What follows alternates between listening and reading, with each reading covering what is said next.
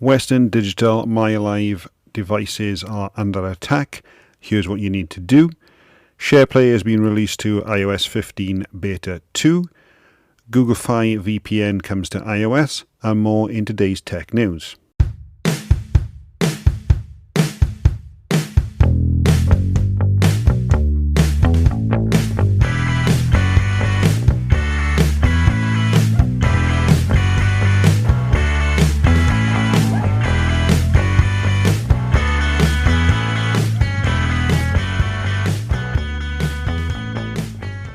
As the podcasting wars are heating up, Amazon has made an announcement today saying that it's acquiring Art19, a major podcast hosting and monetization platform, for an undisclosed sum. This now means that Amazon will have a hand in hosting podcasters' shows as well as selling ads against them, because Art19 operates an ad marketplace that not only targets but also inserts ads into programming. And Amazon Music spokesman says nothing will change on the Art19 platform.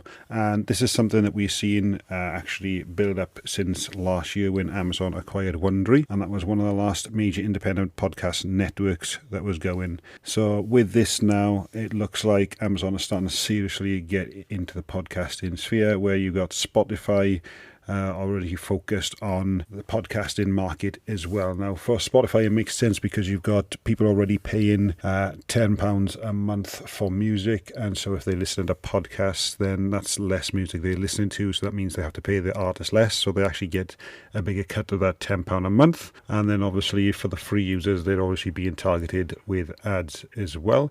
So this is a big shift. Now, Apple obviously is still holding out on the podcasting, where they've only just announced that they're going to let people pay premium shows through there, where they get their 30% cut, but they're not actually going to be doing anything really different in returns of buying and producing their own content or anything like that either.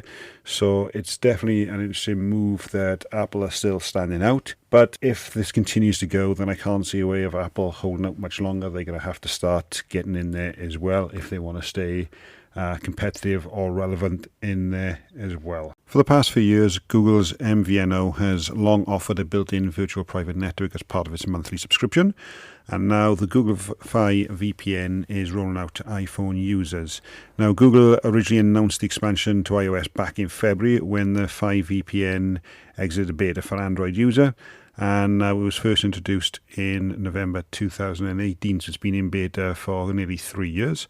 And alongside the enhanced network option that enables secured connection and automatically switches mobile data on for poorer Wi-Fi connections, and it's expanded beyond the Pixel devices to the Android phones. So now this is actually finally come into iOS users as well. And this also shields your IP address and makes sure that nefarious parties cannot see what you're doing while you're browsing on unsecured networks.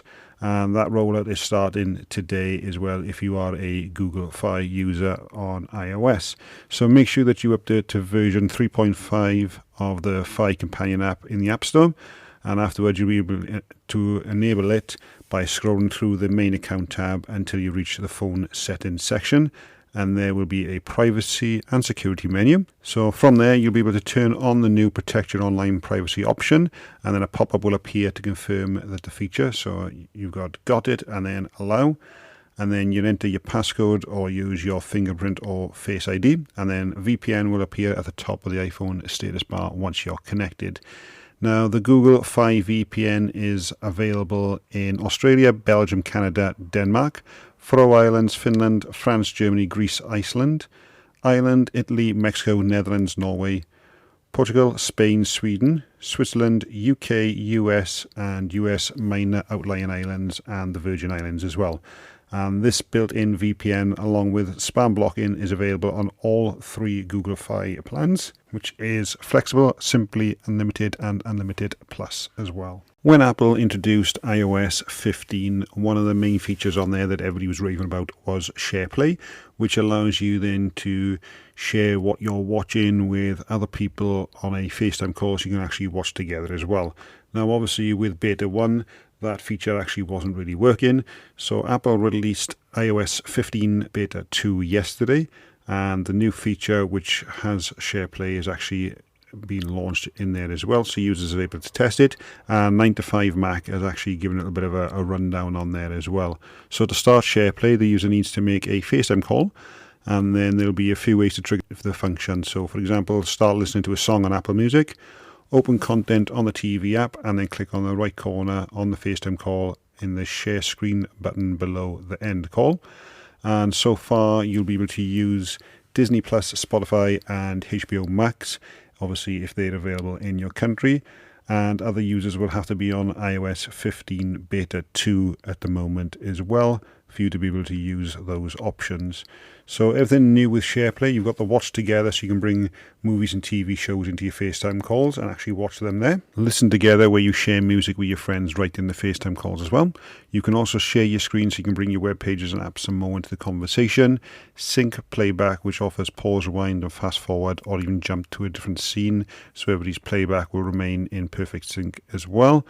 And then you've got smart volume, which dynamically responsive volume control calls. And you can adjust the audio so you can hear your friends during the loud scenes as well. You've got multiple device support, so you can connect over FaceTime on your iPhone whilst watching on your Apple TV or listening to music on your HomePod. And you connect through audio, video and text as well, so you can access your group's messages thread right from the FaceTime controls and choose the model of communication that matches the moment. So you haven't always got to be face-to-face there. You can actually be chatting via text as you're watching it as well. So that's an interesting feature, and like I say, that's now available in Beta 2. Western Digital, which is the maker of the popular MyDisk external hard drives, is recommending that customers unplug MyBooks Live storage devices from the internet until further notice, whilst their company engineers investigate unexplained compromises that have completely wiped data from the devices around the world. The mass incidents of disk wiping came to light after users started reporting that their devices had been wiped, and so far the email from Western Digital's officials have written, the incident is under investigation from Western Digital, and we do not have any indications of a breach or compromise of Western Digital cloud service or systems. And we have determined that some MyBook Live devices have been compromised by a threat actor. In some cases, the compromise has led to a factory reset that appears to erase all data on the device. The MyBook Live device received its final firmware update in 2015. At this time, we are recommending that customers disconnect their MyBook Live devices from the internet to protect the data on the device. And we have issued the following statement to our customers and will provide updates when they are available. So it does look like at the moment that they are denying that their cloud services or anything else has been compromised, and that it's individuals who have been compromised.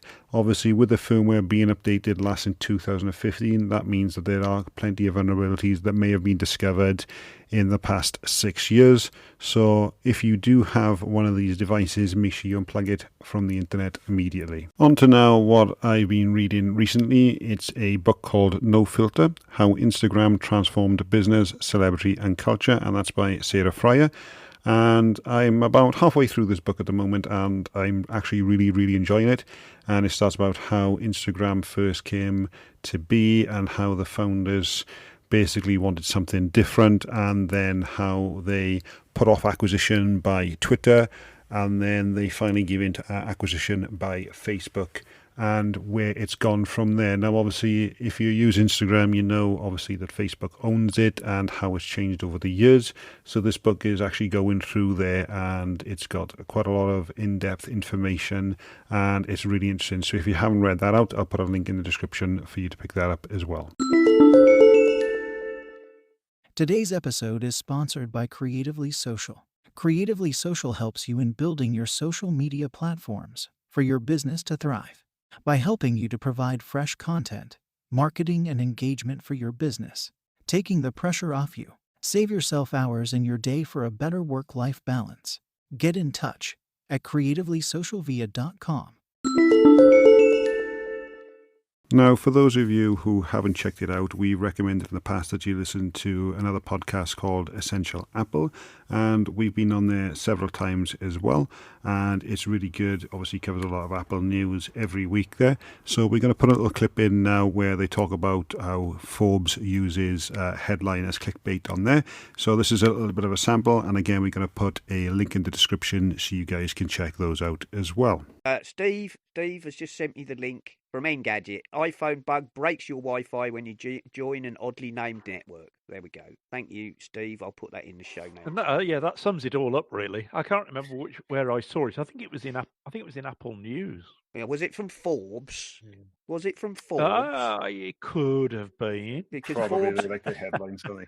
Forbes is really weird because, as I said one show, I found out Forbes don't really have an editorial team. They're just like a fire hose of submitted articles, which is why you get one article with a stupid headline like that, Apple's iPhone's doomed due to Wi-Fi bug. And then you'll get another person, because people like Ben Baharin and Bob O'Donnell and Carolina Milanese and lots of other top writers submit to Forbes and who write sensible, informed, and insightful pieces. And then you get people who just write that clickbait.